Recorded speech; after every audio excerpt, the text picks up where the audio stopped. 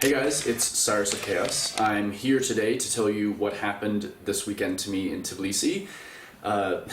This weekend in Tbilisi I had yet another strange and honestly exhausting interaction with FIE officials.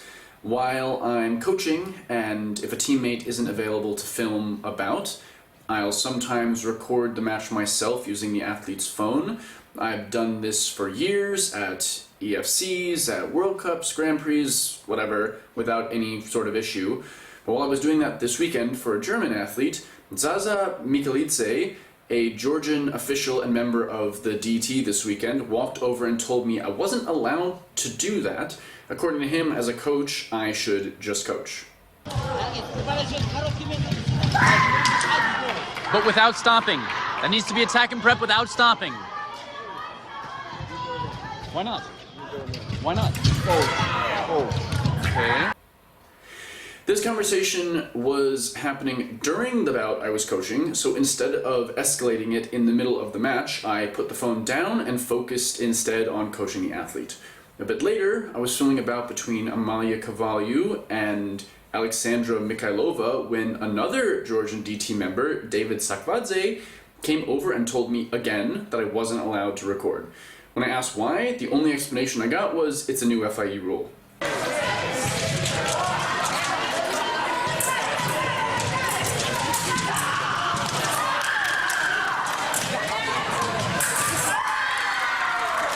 What? I'm not doing anything. Why can't I film? Huh? Why can I not film? Because no rules by your fights alone. No video. Why no video? Because this FIE rules, not my rules. This supervisor has to do. What can I do? This is not my rules. It's a new FIE rule. No rule number, no written clarification, just you're not allowed anymore. Because the bout was ongoing, I pretended to close my camera, and as soon as he walked away, I moved behind a group of people and just kept recording anyway. At first, I thought this was just me being singled out again, and I made a video about various ways that the FIA singled me out already. You can find a link to that in the video description, but it was not. Amalia Kovaliu's coach was also told she couldn't use an iPad on a tripod to record her own daughter. A Hungarian coach, also using an iPad on a tripod, was told the same thing, and he actually insisted on being shown the rules, which of course the DT couldn't do because there isn't a rule like that. At the same time, a friend of mine fencing épée in a Cairo World Cup was told that he couldn't record his own pool on a phone mounted on a tripod, not because recording was illegal, but because nothing is allowed in the fencing area except replacement equipment, quote unquote, not even strip bags because of how it looks. So let's be clear, this wasn't an enforcement of an existing rule, it was improvised authority. So here's where it gets interesting. Both the two people who told me that I couldn't record, David Sakvadze and Zaza Mikelidze, were apparently accused of human trafficking or something very similar to that in Israel, related to 6 Georgian fencers who remained illegally in that country after a training camp. Both men were suspended by the FIE from 2018 until 2021. And because Mikelidze was the president of Georgian fencing and Sakvadze was the secretary general, the entire Georgian Federation actually got suspended and fined for this. And here is a sheet showing the Israeli Fencing Federation basically refusing to shorten their sentence and telling the Georgian Fencing Federation why they were refusing to do that.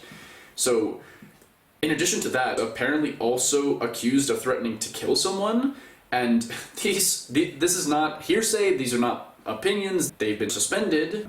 So forgive me if I find it a little rich that these are the people lecturing coaches and parents about imaginary filming rules, especially when they themselves are not following the rulebook. Because during this same weekend, I personally saw both of them cheering for and coaching Georgian fencers while matches were going on. That is explicitly not allowed for DT members. There are a couple of different rules that prevent combining different functions of people during a competition, which essentially means that if you're a referee or a coach or a DT member, you're not allowed to do any of those other activities. So someone who's a referee or a DT member is not allowed to coach because it creates obvious conflicts of interest. Now, I didn't manage to get that on film this weekend, but I have seen it happen repeatedly in the past. Even more absurd, Michelidze, whose job it is to enforce these rules, stood by while a Russian referee openly coached a Russian fencer, then went back to refereeing a few minutes later. He sat there and watched this happen without any problem, didn't say anything, no concern about how it looked or that it was against the rules. So this is a referee who is coaching, and that is his supervisor who is doing nothing about it. That is illegal and should not be happening. So apparently, filming your own athlete, that's not acceptable. But officials of the FIE itself suspended after serious allegations now helping to run competitions. That's fine. And referees switching roles mid-competition, also completely fine. That's not rule enforcement, that's selective control. The real problem here is the FIE's priorities, and that is a much bigger issue. The FIE keeps claiming that its decisions are about presentation, about how fencing looks to the outside world. But if they really cared about that, in my opinion, their priorities would look very different. If the FIE actually cared about presentation, they would, 1, provide better venues, not half-empty halls with terrible lighting and no spectators. 2, they would provide reliable, accessible video so people could actually watch fencing instead of forcing people like me to record it for other people. And 3, they would make that footage searchable and usable after events are over.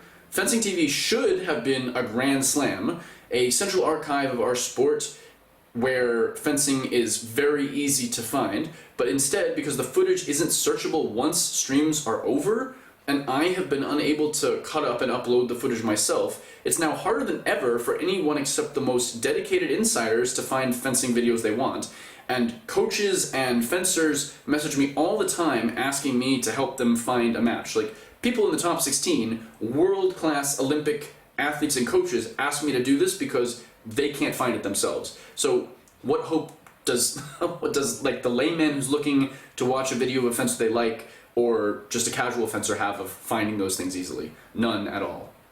At the same time, the FIE is hyper-focused on things like carding athletes for giving up points when they got hit and there was no light, which we've seen happen in sabre several times, when the mask is just barely scratched, and sometimes no light comes on.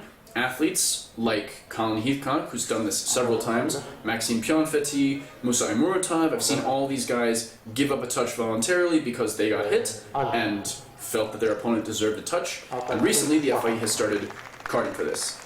I can tell you that they've said that they don't like this because of the way it looks on television, and that people don't like seeing things like this, but from my own experience as someone who highlights fencing and posts videos trying to make the sport look good and be accessible to more people, I've had several clips, including one of Colin and Musa, go viral because they acknowledged a hit that was against them and gave up a point for fair play. And there was an incident in Italy where, with only a few seconds left in the final period, an Italian fencer hurt her ankle very badly, even though she was a few points up and had a real chance to win the competition. Her opponent decided that she didn't want to push her opponent and risk making an injury worse, and voluntarily conceded the championship in the final, which was shared throughout Italy, and she was praised nationally for what she did. So those things clearly are not things that people don't like. Those are things that people really like to see, and if we want fencing shown in a good light, it would be to their best interest to allow that kind of thing to continue. They also have essentially are trying to ban normal, healthy celebrations. They don't like when a match is over and athletes take their mask off to celebrate, or even when people start kind of celebrating, moving around as soon as the match is over. People consistently are told stop doing that, get on guard, stand there like a statue and wait until we make a decision, which again, people like seeing emotion in sports, and stopping them from doing that is not helping grow the sport either. And they've also completely refused to address the very real double scoring replay problem that I've been screaming about for a while, that athletes are frustrated about, that coaches are frustrated about, and I mean, nobody likes to see that, but to date, even though I've made over 20 videos about this, the FIE has not mentioned this once in any official way and has not told the referees even a single time that they should be paying more attention to this or be more careful about it in referee meetings during pre-competitions. And I mean, to me, that's completely unacceptable. So all of this reinforces what the community already believes, that this isn't really about presentation, it's just about control. And people are getting fed up. I think if they actually did make a rule saying that athletes, coaches, spectators were not allowed to film, that would be something that everyone would really need to put their foot down about, because this is something that people do to improve themselves, to show their friends, to grow the sport, and if you take that away, then you definitionally don't care about presentation or how the sport looks. So if the FIE really wants respect for themselves and for fencing in general, it needs to start by enforcing real rules against real problems applied evenly, not inventing new rules on the fly, and certainly not enforced by people with this kind of ridiculous history. So tell me what you guys think about this whole situation and about their imaginary rule to remove everyone's right to film. I'm very interested to hear what you guys have to say about this and what I've said so far in the video. Anyway, thank you very much. If you want to support me, I have a Patreon link in the description, and thank you so much for Ask Fred and Dragon Slayer's Credentialing and Consulting for sponsoring this video. See you guys in the next one.